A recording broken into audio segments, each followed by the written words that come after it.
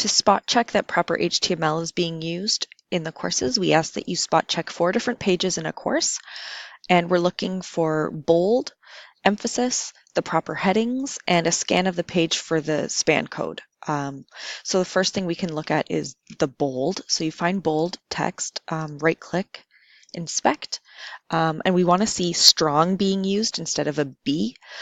So this is an example of where you'd want to flag this for the instructional designer because I see a B here.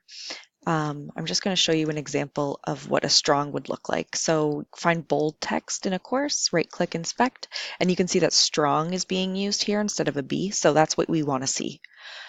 The next thing we can look at is the headings, that they progress in logical order. So we start at the top, and we can right-click inspect, and we see that it's using an H2. The headings progress in order from largest to smallest, starting with H1, then H2, H3, H4. Not every page will begin with an H1, but we just want to see that they're progressing in order. So the next heading here, we can right-click and inspect as an H3, so it is progressing, decreasing down the page in logical order. So that's what you want to see. Now we can look for italics.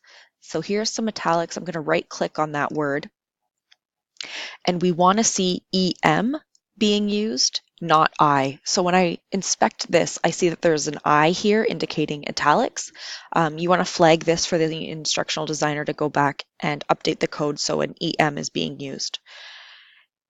And then the last thing you want to check is just give a scan of the whole page, and you're looking for a bunch of junk code that would indicate that the page isn't coded using proper HTML. This looks good. If you see a bunch of paragraphs sort of like this big, but instead of body here, it would say span, I would flag that for the instructional designer. That would indicate that the color text is being overwritten by span code and not calling to the CSS. So you could flag that for the instructional designer.